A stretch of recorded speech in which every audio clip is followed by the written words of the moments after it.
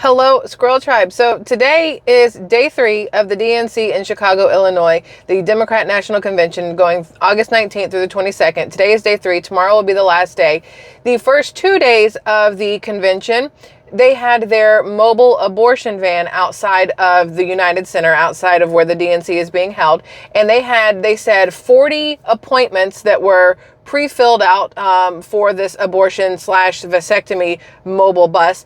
10 vasectomies and the rest of them mobile abortions. And I want to show you, this is what the van looked like. I've showed it to you before, but this is a better view once it was up and running. This is the mobile abortion van in Chicago through Planned Parenthood. And this right here shows you exactly what it looks like on the inside. It looks like a regular doctor's office, but in a much tighter scale, obviously, because it's inside a van. They had the people come in. It said it took about 20 minutes to do a vasectomy. Do a couple of question answers, whatever else, do the procedure, and then send them on their way. Once they leave the van, they can go right next door to the taco stand and get a taco. They're also given a bag from the clinic themselves as they're leaving, which offered them pain medicine and some other things. I don't have right here what it was, but they gave them some stuff in these goodie bags when they left after getting their medical abortion or their vasectomies. And in theory, they are done today and tomorrow. There's no more. But according to this, 25 babies were killed is what it comes down to at this mobile abortion clinic. What I find very interesting, which I was not aware of, and I just want to make you guys aware of it, is that this whole thing is partly funded by the actual city of Chicago, not just Planned Parenthood. It says here in this article, this is from the New York Post. They are the ones who got to go inside this van, take these pictures and everything else. It says here that, I lost my spot. Hold on for me one second.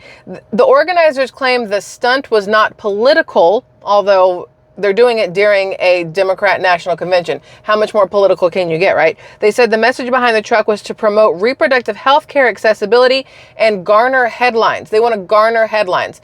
What's interesting to me is they're calling this reproductive health care accessibility. Now, for a vasectomy, possibly. For an abortion, I don't think so. And let me explain why. No, this is a very touchy subject for a lot of people. A lot of people, especially on the left right now, are up in arms over the fact that they say Donald Trump wants to get rid of abortion, which isn't true. He didn't get rid of it while he was in office. It was taken away. Roe v. Wade was overturned in 2022 under Joe Biden by the Supreme Court justices, 3 that Trump put in there out of the 9, and it takes more than 3 votes to overturn, so it was not a Trump decision. Trump did not make it happen. Trump's Supreme Court justices may have voted to overturn it, but so did other people on the Supreme Court. So it's not on Trump yet. For some reason, Joe Biden and other people on the left want to continue to call it the Trump abortion ban. Trump has said numerous times that he believes that this should not be a federal thing. It should be up for each state to decide what they want to do. Trump has also said that he fully believes that if you are pregnant due to rape, due to incest, or if there's a problem with the life of the child or the mother, that abortion makes sense, right? What the problem is, the people that are very upset about the fact that, how to rephrase this, the people that want the open ability for abortions no matter what are the people who are looking at it as a form of birth control. An abortion is not a form of birth control, boo-boo. That's not how that works. If you want birth control, either, take the pill, use a foam, keep your legs closed, or slap a rubber on a ding-dong and call it done. Abortion is not a form of birth control. They even have a Plan B, which is not an abortion pill. A Plan B is to stop the sperm and the egg from connecting. If you take it within 72 hours, I think is what it says. Those you can buy at most grocery stores, most pharmacies, most everything else. For the people who have unprotected sex or even have sex without any sort of, maybe they don't know that the condom broke, maybe they think their pills are working, maybe whatever, and they don't take a Plan B afterwards and they just let the roll the dice. When you find out you're pregnant, going to get an abortion is not really how it works. Just because you, oops, don't want to do this, don't want to do it, let's go get an abortion. That is exactly what the left is pushing for, though. If they took out the fact that people are using it as more of a birth control method, nobody would have an issue with Donald Trump saying that he agrees that if you are a victim of rape, a victim of incest, or if there is a medical issue for the mother or the child, that abortion makes sense, they would have no issue with that. But because they are looking at it as a birth control method, that's why people are up in arms, right? Anyway, I wanted to bring that to your attention because I think it's extremely important, because they keep talking about abortions on the left and trying to make it seem like Donald Trump wants no part in it and wants to just make it a federal elimination on every single scale possible. And that's just not true. It is not the case. But of course, a lot of people don't want to listen. Now, today, like I said, is day 3 at the DNC. Today is the day where Tim Walz will formally accept his vice presidential nomination. You've got Bill Clinton that's going to speak tonight. Oprah is going to speak tonight. They have Stevie Wonder performing. I don't even know if Stevie Wonder knows that he's at the DNC. The man can't see. Maybe they haven't told him where he's at, but he's performing tonight. Who else was there tonight? They say there's supposed to be some sort of drag show, so that'll be interesting. I plan on watching that later just to see what's going on. But at first, I wanted to bring this information to you. So this is just in, which I think is extremely important. This is not DNC related, but it does have a lot to do with politics, your money, my money, and the people that are coming over our border illegally. This just happened. California State Senate Committee approves a bill to allow illegal immigrants to buy homes with 0 down payments and 0 interest loans. Before we even go on with that, during the pandemic, I worked my ass off to get my credit score over 800. I was in the low 5s, and I did everything I needed to do in order to get my credit score high enough that I could get a decent interest rate on a home loan. I was able to get an interest rate at 2.16 during the pandemic, okay, which was great, but this is also when Trump was in office. I was able to get a 2.16 interest rate, so I was able to get a good home loan, good house price, everything was great. Now, interest rates are like 6s and 7s the last time I checked, maybe 8s. I don't know. I haven't looked in a very long time.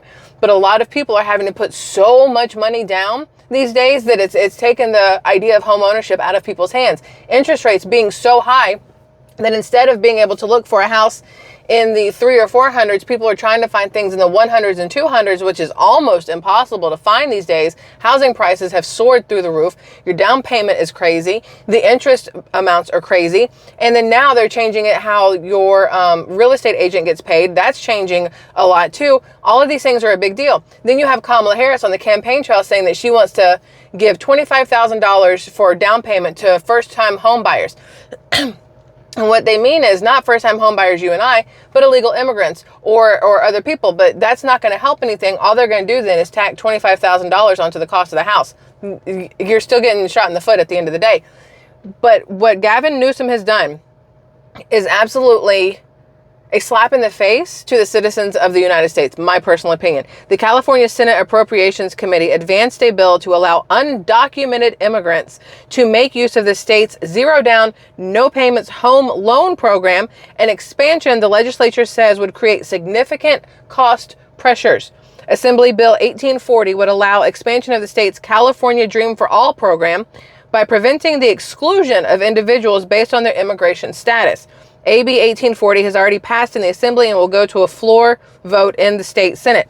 So, I'm not a fan of Gavin Newsom's face. His face bothers me. He looks like he needs just one good, just five fingers side of the face. But what they have said here, now let's break it down. They're not saying that only illegal immigrants are going to get 0 down payment, 0 interest, but they are saying that they are not going to stop illegal immigrants from taking part in this.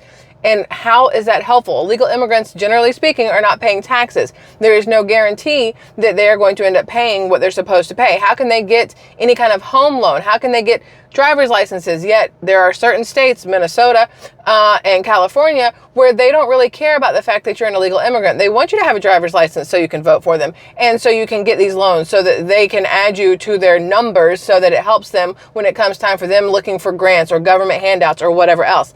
This is a huge deal, in my opinion. You're going to have, right now, you have illegal immigrants swarming Texas and other sanctuary city areas. There's going to be an even bigger drove of illegal immigrants going into California right now because they're like, oh shit, I don't have to have anything and I can go get a house with no money, nothing down, no social security number, no job. I'm all in for it. Big deal. And we all need to pay attention to exactly what is happening there.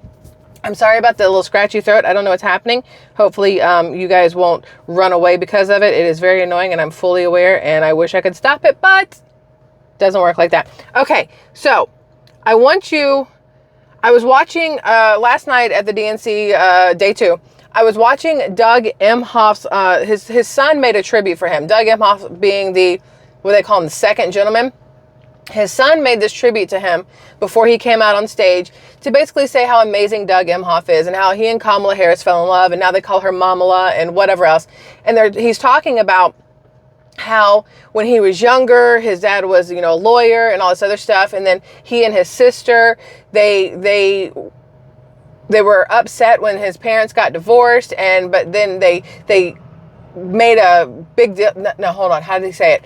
He was upset when his parents got divorced, but his dad made it okay by showing them extra attention and ensuring that the family was still gonna, get along and that the parents wouldn't be fighting or whatever else. But what Doug Emhoff's child forgot to mention during this DNC, montage of whatever, is that the reason his parents got divorced was because his dad was diddling the nanny / teacher and knocked her up. I feel like that's a big deal and it should be mentioned, but heaven forbid they mention any of these shortcomings of any of these people that are on the ticket for president or vice president. Heaven forbid they mention anything about the people that are speaking at the DNC and what they have done in a very negative light or not. And I just thought it was very interesting that they chose to ignore that part and pretend like the Emhoffs were a happy family and mom and dad they fell out of love, and it happens to everybody. And so they decided to part ways nicely, but they're still besties. That's what he made it seem like. And then he talks about how Kamala came along in I swear he said 2019. And just in time for, the vice presidential push or election or whatever. That's interesting timing there. And then they fell in love, and now they're one big happy family. That's great. I don't begrudge anybody a happy family. I just think it'd be nice if they were honest when they're up on stage about how that happy family came to be. That's just my thought on that. This Bernie Sanders here, I want you guys to hear this. Bernie Sanders last night when he was on stage, he basically called out the DNC to its face. He says billionaires in both parties should not be able to buy elections, including primary elections. We know what he's talking about. You know who bought the primary election? Technically, Kamala Harris. Well, it was purchased for her by the coup, by getting rid of Joe Biden and placing her in. That is a purchasing of a primary election. There was no primary election. Nobody voted her in.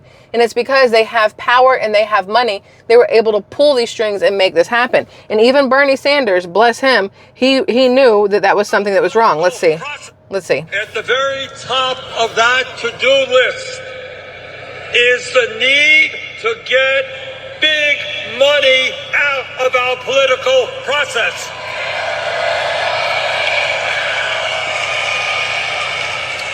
Billionaires in both parties should not be able to buy elections, including primary elections. I just think it's very interesting that he called that out. I know that they have scripts they're supposed to read, and I'm pretty sure that maybe right there Bernie Sanders went off script. And I'm happy he did.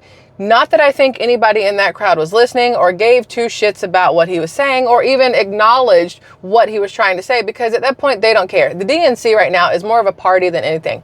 It's not about learning policies. It's not about knowing what's going to happen the next 4 years. It's literally about what singers are going to come out, who's going to come out from what state and speak and everything else.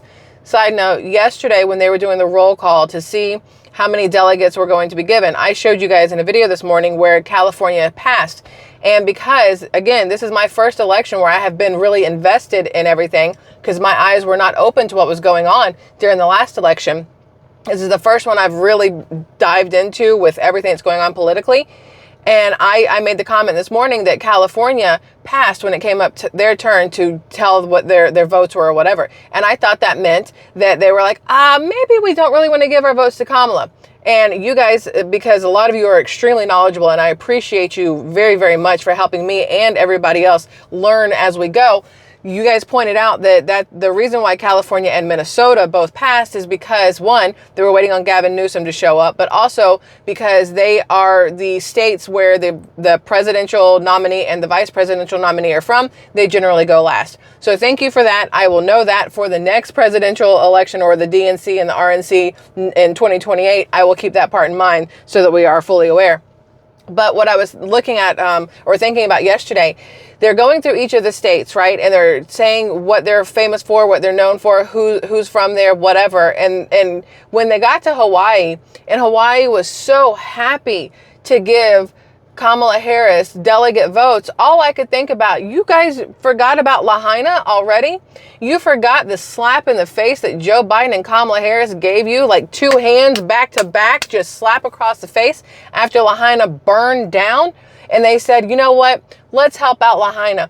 Let's give the homeowners there $700 each. One time, $700 each. $700 to the citizens of Hawaii, United States citizens, yet $5,000 to illegal immigrants. Cell phones, debit cards, housing, food. But if you're in Lahaina, $700. And nobody in Hawaii batted an eye. They said, no. We should keep on with this kind of person. We should keep Kamala Harris in the White House because look how much they've done for Hawaii. It rubbed me the wrong way last night, and I just wanted to share that with you all as well because I don't want people to forget how Lahaina and Maui in general got, one, kicked in the teeth basically with everything that happened, and then just forgotten about. Just crickets. No more. Crickets for Kamala. So thank you for letting me remind you of that part there. I have lost everywhere I was. Hello. Where are we? Here we are. So, y'all, my computer. Hold. All right, I got it to work. The iPad every once in a while just forgets how to do its job. So Colin Rugg posted this yesterday, and this has happened so many times that it's really starting to get tiring, and I'm very sick of it. There's a reporter named Ben Bergquam. He got assaulted by far-left extremists outside of the DNC in Chicago after he tried stopping them from burning an American flag. They said, fuck this country, burn it down, burn it down. That's what the extremists are shouting. And they went after him. I'm going to show you a video in a second. But this is not the first time this has happened. They did this in Union Square in Washington. They pulled down the American flags. They lit them on fire and raised Palestinian flags. And here you have outside of the DNC, again, still curious how 100,000 pro-Palestinian protesters showed up there with handmade signs, they very well made signs with food and water and hotel and travel. Who is funding this? A lot of people say George Soros, but I'm curious where the money's coming from because it's not the individuals themselves. It takes a lot of work to get 100,000 people on the same wavelength, the same path, the same timing, the same everything. So somebody out there is orchestrating this basic domestic terrorism and foreign terrorism all mixed together because it's not just foreigners that are in these groups. I can see plenty of people here. Remember the college campuses where the kids there were protesting and graffitiing and causing violence and everything else. It is foreign and domestic at this point mingled together, and it's very hard to tell who is starting it, who is pushing it, who is going to stop it would be a better question. Let me show you this video if I can get this. Look.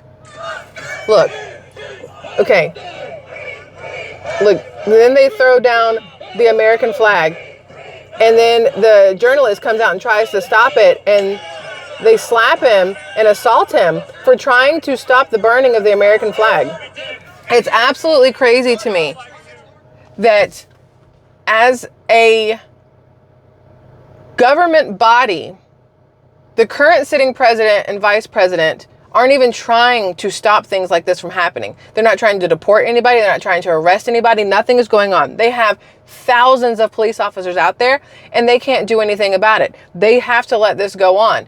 And that is what's crazy to me, that people want to put the same power back into the White House that's currently in there and doing absolutely nothing to keep our city safe, our country safe, our children safe, our just people in general safe. How many girls and women have been raped or murdered by illegal immigrants that have come over the border? How many businesses have been robbed? How many people have been robbed? How many it's a lot.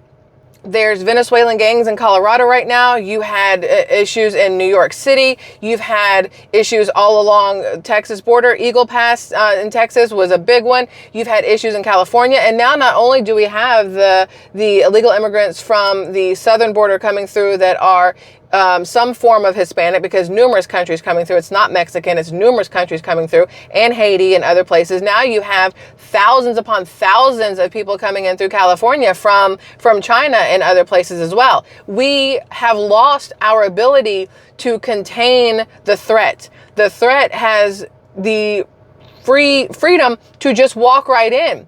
I've said it 1,000 times. We are Trojan horsing ourselves. Our government is letting the people come in so that one day when the government says, screw this place, let's light it all on fire, they already have the people in place to help them burn it down. And that is what is so incredibly terrifying to me, that we have people in power who are clearly not patriots. They sit here and talk about democracy.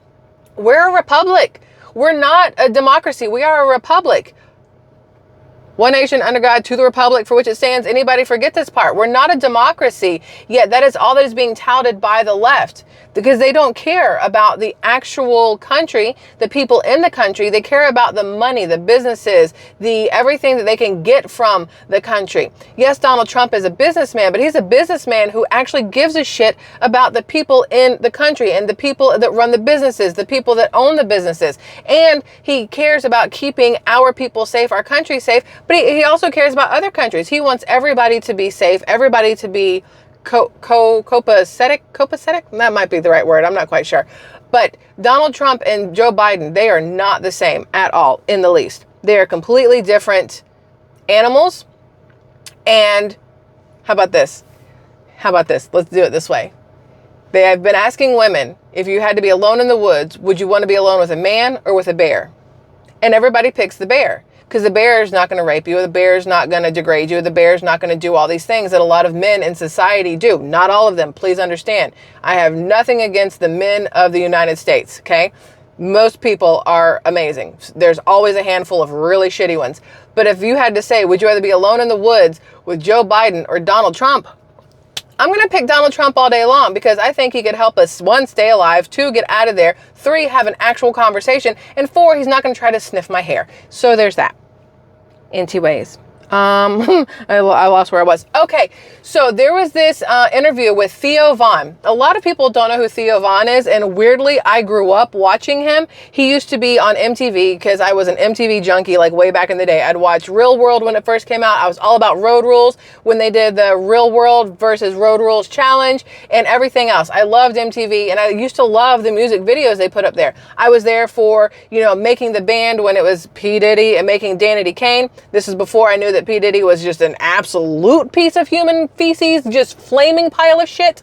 But I used to love MTV. I used to like watching Carson Daly and who was it? Chris whatever and Jenny McCarthy on Singled Out. Just all the different things on MTV. I absolutely loved it, right? And Theo Von, I thought he was like the cutest little thing when he was on Real World, Road Rules, whatever. Well, now Broski has like blown up. He is huge. Same thing with a couple other ones. The Miz, he's a wrestler. He was on Real World or Road Rules. I don't remember which one. I remember one of the very first seasons of Real World, there was the Hispanic gay man who had HIV and passed away. I think his name was Pedro? Crap, now I don't remember. And I believe that one was in San Francisco. And then there was like Julie from New York. I have random names and people all in my head from these shows. But I used to love them when I was younger, right? Well, Theo Von is now, like I said, he is huge. He did a podcast with Donald Trump. Donald Trump went and sat down with Theo Von to do a podcast. And it's called Wildly Popular with Theo Von. The episode dropped mere moments ago. This came out yesterday. So around 5 p.m. yesterday, the podcast dropped on Theo Von's Wildly Popular podcast. And it's already taking YouTube and social media by storm. Theo Von has a massive audience. This is why it's important. Massive audience of young voters between the ages of 18 and 35. Not me, I'm 42. I'm a little outside of his young audience, but that is amazing that he is able to reach 18 to 35. Because guess who's voting? 18-year-olds to 35-year-olds. And instead of Theo Von saying, like Kamala Harris did, that 18 to 24-year-olds are stupid, Theo Von says, hey, 18 to 35-year-olds, I want you to hear what this man has to say. You need to hear what Donald Trump has to say. And hopefully those 18 to 35-year-olds, and obviously older, they're not the only ones listening to him, hopefully they listened to it and they heard Donald Trump as a man talking to somebody that they trust. They trust Theo Von, or else they would not listen to him. They would not be tuning into him on a daily basis if they didn't trust what he was saying or believe the things that he was saying, right? That believe in him as a person, which is how I feel about you guys. I love y'all immensely for being part of the Squirrel Tribe, for being here for me and for everybody else in the comments. I think it's absolutely amazing that we trust each other and value each other as much as we do. Anyway, let me get back to this. It says Trump is reaching every audience under the sun. And it's true. Theo with his kind of sort of mullet, but not really. I don't really know what's happening there. He's always had like a funky hairdo. But if you guys have the opportunity to go check it out, I don't have a link to it. Oh, I'll find a link. How about that? Hello, use your brain, Michelle. I'll find a link to the YouTube podcast and I'll put it in the pinned comment because that'll be easier for me to remember. I'll put it in the pinned comment so you guys can go check out the interview or podcast, or however they want to call it, between Theo Von and Donald Trump. And I really hope that it works to let people in the younger age group who have been blinded by the left lately with all their push and glitz and glamour and loud noises, hopefully they will take the time to listen and understand the difference between somebody who cares about the people and the country itself and somebody who just wants to be flashy and have parades and throw parties and, you know, nothing of substance or context, because that's what the left is doing right now. I want people to see that. What else do I have here? I have more. What is this? Nope, we already did that. Please hold. Y'all know how, look, I have, again, so many things. So I'm trying to make sure that I bring you, oh yeah, this here. So Michelle Obama spoke yesterday at the DNC. And what's funny to me is she made a comment. Actually, I'll let you listen to this first. How about that? We'll listen to this and then I'll read you this thing, because one, ew, but two, you need to hear it. You ready? So loud. That's that fake applause. My mom, in her steady, quiet way, lived out that striving sense of hope every single day of her life. She believed that all children, all people have value. That anyone can succeed if given the opportunity. She and my father didn't aspire to be wealthy. In fact, they were suspicious of folks who took more than they needed. They understood that it wasn't enough for their kids to thrive if everyone else around us was drowning. So my mother volunteered at the local school. Okay, cool. So listen, here's why this is important. She says, and I quote, well, I don't quote because I've already forgotten half the shit she said because I don't really listen to Michelle Obama like that. But she made it sound like that everybody should have the same opportunities. Not that you should work for anything, but everybody should just be handed the same opportunities. No matter if you were better at something than somebody else, you should all get the same opportunities. If I have hands that do this and you have hands that do this, we should both be able to be surgeons, brain surgeons, because same opportunity, right? That's pretty much what she's saying. Me like this in your brain? Horrible idea. Horrible idea. Very, very bad idea. I wouldn't even trust myself to feed myself because I know I'd stab myself somehow. It wouldn't be good.